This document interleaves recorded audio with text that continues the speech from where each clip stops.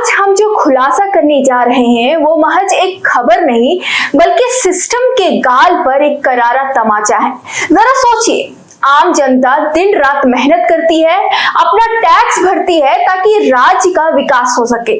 जिन हाथों में कानून की रक्षा की जिम्मेदारी है, जिन खाकी वर्दी वालों पर आंख बंद करके भरोसा करते हैं, अगर वही आपके पैसों पर डाका डालने लगे तो आप न्याय के लिए किसके दरवाजे पर जाएंगे? झारखंड का बहुचर्चित कोषागार घोटाला यानी ट्रेजरी स्कैम हर गुजरते दिन के साथ इस घोटाले की एक नई और पहले से ज्यादा काली परत खुल रही है। शुरुआत में ऐसा लगा कि यह कुछ भ्रष्ट दरोगा और सिपाहियों का गठजोड़ है। लगा कि कुछ छोटी मछलियां ने ही सरकारी खजाने में सेंध लगाई है और जल्द ही मामला शांत हो जाएगा, लेकिन नहीं, क्योंकि अब इस घोटाले की आंच उन बड़े साहबों तक पहुंच गई है जिनके कंधों पर सितारे चमकते हैं और जो पूरे जिला के बॉस कहलाते हैं। जी हां, अब कई बड़े आईपीएस अधिकारी जांच के रडार पर आ चुके हैं। झारखंड के 5 जिलों के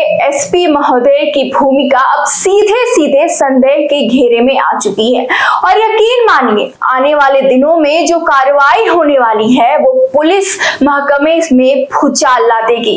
चलिए अब आपको पूरा मामला विस्तार से समझाते हैं। तो कोषागार घोटाले की जांच में हर दिन नई परत खुल रही है।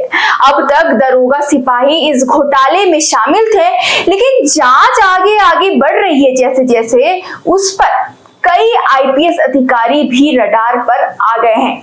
5 जिलों के एसपी की भूमिका संदेह के घेरे में आ चुकी है, जिसमें आगे बड़ी कार्रवाई होने की संभावना है। बता दें, 2016 और 17 वित्तीय वर्ष में जिले ने नियम कानून को ताक पर रखकर तत्कालीन एसपी ने करोड़ों का भुगतान अपने माध्यम से किया है, जिसकी जांच अब होने की उम्मीद है।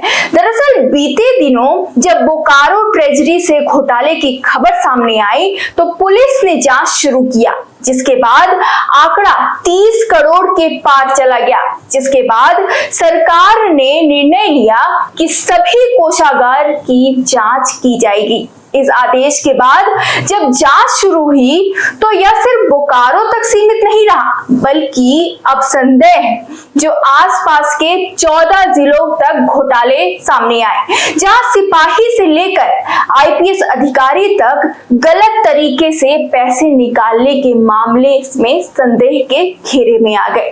अब कई जिले में एसपी ने अपने पद नाम पर बैंक खाता खोलकर उसमें ट्रेजरी से भुगतान कराया और फिर अपने चेक के जरिए सभी पेमेंट को किया, जबकि रूल के मुताबिक नियम ये है कि जिसके नाम का बिल जमा किया जाएगा पैसे उसके खाते में भुगतान किया जाएगा। लेकिन बात बड़े साहब की थी तो नियम कायदा सब ताक पर रखकर पैसे की सीधे एसपी साहब के खाते में भेजा जाने लगा। उसके बाद एसपी साहब अपने हिसाब से पैसे का भुगतान करते थे। इसका खुलासा होने के बाद एजी और वित्त विभाग की टीम सक्रिय होकर इसके तह तक जानने की कोशिश कर रही है। बता दें, जिसमें वित्तीय वर्ष 2016-17 में भुगतान बड़े पैमाने पर गलत तरीके से किया गया है। जमशेदपुर में 38 लाख रुपए के भुगतान होने की सूचना है, जबकि अन्य जिलों में बड़े पैमाने में पैसे को ट्रांसफर किया गया है, जिसका खुलासा आने वाले दिनों में हो सकता है। इस पूरे घोटाले की जांच एक तरफ सीआईडी कर रही है, जिसमें बोकारो से लेकर हजारीबाग तक कई दस्तावेज को जब्त किया गया है। एक व्यक्ति को गिरफ्तार कर जेल भी भेज दिया गया है। लेकिन अब अन्य जिलों की परत खुलने के बाद इसमें भी जांच होने के बाद बड़े खुलासे होने की संभावना जताई जा रही है। जांच के बीच बोकारो में पुलिस विभाग ने अंदरूनी सिस्टम पर भी सवाल खड़ा किया है। रिकॉर्ड और बैंक खाते के डेटा के साथ छेड़छाड़ करने का मामला भी सामने आया। बता दें, रिकॉर्ड को उड़ाने की कोशिश की गई है। इस मामले में कई रिकॉर्ड को बदल दिया गया है, जिससे जांच प्रभावित हो रहा है।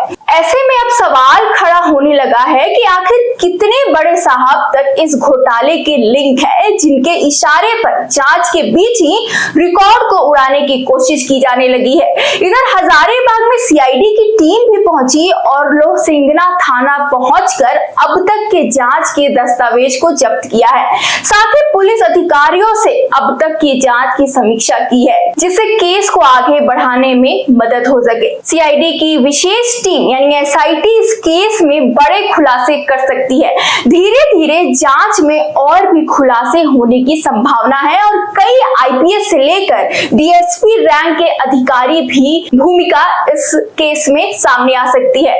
ऐसा माना जा रहा है कि अब तक सिर्फ निचले स्तर के पुलिस कर्मियों की गिरफ्तारी हुई है। जब पूरे मामले की तफ्तीश गहनता से होगी तो फिर चौंकाने वाले घोटाले के आंकड़े के साथ कई चेहरे पर गाज गिर सकती है। कुल मिलाकर यह कहना बिल्कुल गलत नहीं होगा कि झारखंड का यह कोषागार घोटाला सिर्फ एक वित्तीय अनियमितता नहीं है, बल्कि यह सिस्टम में बैठे रक्षकों के लिए भक्षक बन जाने का सबसे खौफनाक उदाहरण है। अब तक जो 30 करोड़ का आंकड़ा या निचले स्तर के पुलिस कर्मियों की गिरफ्तारी सामने आई है, वो महज हिमखंड की चोटी है, मतलब टिप ऑफ आइसबर्ग है। जनता के टैक्स से करोड़ों रुपए की यह बंदरबाट सिर्फ कुछ दरोगाओं और सिपाहियों के बस की बात नहीं लगती है। असली मास्टरमाइंड तो वह खाकी वर्दी वाले बड़े साहब है, जो अब तक सिस्टम की आड़ में सुरक्षित महसूस कर रहे थे। अब देखना होगा और कितने खुलासे इसके पीछे बढ़ते हैं और कितनों के नाम और बड़े साहब के नाम उजागर होते हैं। फिलहाल इस वीडियो के लिए इतना ही। जैसे जैसे इस पर अपडेट आते रहेंगे हम आपको अपने चैनल के माध्यम से बताते रहेंगे। फिलहाल इस वीडियो के लिए इतना ही। बाकी वीडियो को लाइक करें, चैनल को सब्सक्राइब करें और ऐसी वीडियो के लिए, ऐसी खबरों के लिए देखते रहे द न्यूज़ पोस्ट। बहुत बहुत शुक्रिया।